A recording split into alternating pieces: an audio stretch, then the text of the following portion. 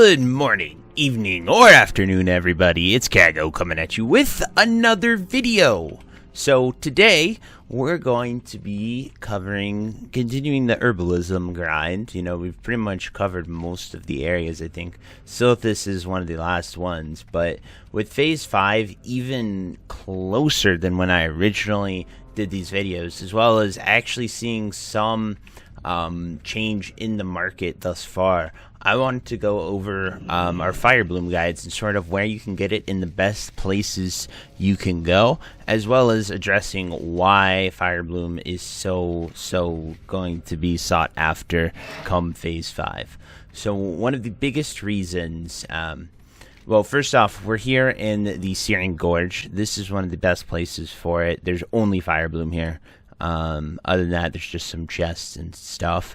Another pretty good place is Blasted Lands. You won't find as much Firebloom there, but you will be able to get some Grom's Blood too. And if you want to farm the roids, things like these jaws, the boars, and those things, that's also a great source of income to go there.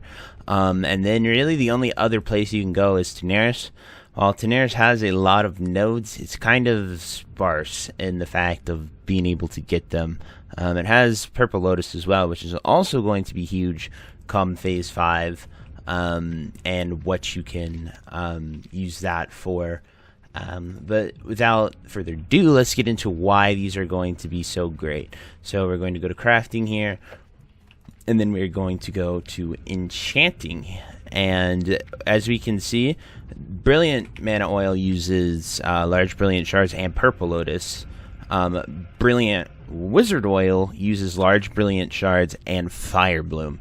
Now, large Brilliant Shards, the best way to get them is from Raid Epics right at this very moment. They disenchant currently into large Brilliant Shards. However, come Phase 5, they will be Nexus Crystals. I've shared my thoughts on that in a separate video. But right now, Firebloom is about 17 gold per stack on my server. Fire Oil is around 15 gold per stack of 20. And the reason those two are both important is when we go over here to crafting and then alchemy, we go to potions. I believe they are stat elixirs, maybe. No, not stat elixirs. We're looking for the greater fire potion, and once we can find, okay, there we go, it's in special. So right now for 2 fire oil and 1 king's blood, you can make an elixir of firepower, which is only 10 fire spell damage. Come Phase 5, you'll be able to make an elixir of greater firepower, and this increases fire damage up to 40 for 30 minutes. And it's 3 fire oil, 3 Firebloom, and 1 crystal vial. Now, actually, since we are here in the Burning Steps, you actually get it from farming the mobs down there. The recipe is not in the game yet. It will be once Phase 5 comes out, but that's where you go down there to sort of farm that recipe in order to get it. It's really helpful, and the reason I'm pushing Firebloom so much and have been for a while is because it is going to be it's not as common as Dreamfoil, and it is going to be so sought after because Mage is the most popular class in Classic WoW. It is like the only one that comes close is Warrior, and I'd imagine every single Warrior has a Mage because Warriors are expensive to fund and Mages make the most gold by a lot. Now, Firebloom is going to be huge for those oils as well as the firepower potions. Now, I don't think Warlocks do too much fire damage once AQ comes around. I could be wrong with that. I'll have to do more research to see if a Warlock would be interested in that. Maybe even if they cast Emulate once or so. But from my experience, I believe Warlocks only really do Shadow Bolt as their primary damage spec. So I don't think they would go for the Firepower pot, but if they did, that's another thing. But every caster, whether it's a Shadow Priest, a Mage, or a Warlock, will be after those oils. Those oils are huge. So Tenaris can also be a good one because it's a great place to get both Purple Lotus and Firebloom, which allows you to farm both of the herbs required for those oils. And now, keep in mind, oils are actually, you get them from being various reputations with the Zandalar tribe, and it does take enchanting.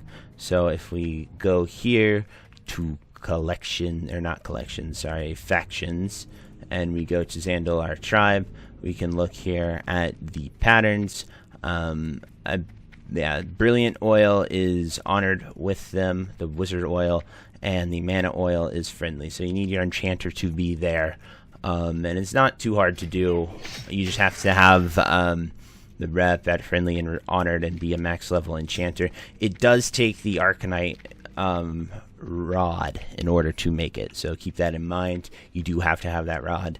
Some enchanters and disenchanters don't really go for that until they get Crusader or something that needs it, but you'll definitely make a lot of money if you go after that and have that ready if you do not yet.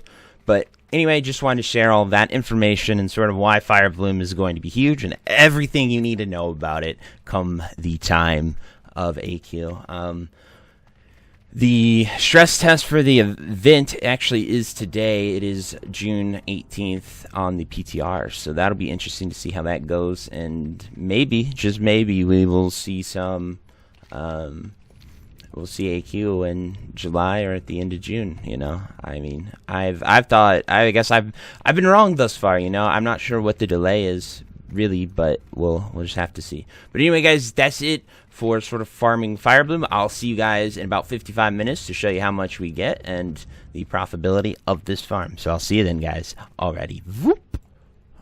Alrighty, guys. So actually a really good farm thus today. You know, we're doing it at a pretty popular time for the other zones, especially like winter, spring, or any of the lotus locations, and we have got a lot of herbs. We came out here and we have 71 Firebloom. It's putting that at about 53 gold, and that's pretty on par. It's going at 75 silver per herb right now is the price that it is logging it. So you can see just really good herbing. I really didn't get too many 1-procs. I scrolled through here, I only got about 3 1-procs, so I definitely think getting a 2 and 3-proc is up there. But definitely a really good farm, and this farm only gets better. Like, I'm telling you guys, if you take the initiative now and you go out here or Tenaris and you farm up Firebloom and Purple Lotus, you will not regret it, because they are going to make a ton of gold come AQ and the gates opening and all that. One thing, if you want to, you know, you can jump down and get these herbs that are down here. One of them shows right there, but that one's bugged. I've never been able to find it. I think it might be inside the mountain, because it doesn't show that it's under the layer either. So I'm not too sure exactly where that one is, but if you see one down here, you can definitely jump down and get it. The only problem is you're kind of restricted on ways to get back up top there. There are only a few locations. One of the quickest ones is just back over here. And so when you jump in for some of those middle Fireblooms, you do have to run a bit farther back here. But it is nice if there are other ones in this area. I don't think I actually went over the route that I go, but I sort of fly to Thorium Point, come down through here, definitely go up here and check these, run down, check these, ping pong between these nodes, come up here, definitely hit these 4, come down like this, run straight here, check these, come around here, definitely check this one. It's been up almost every time I've gone back there. Maybe you skip like every other pass you do, check that, because you can get about a loop in 10 to 15 minutes if you're using a move speed set. And you can also get the Zandalari buff if you're if it's up and going out. Definitely make sure you get that, because that's 10% additional movement speed.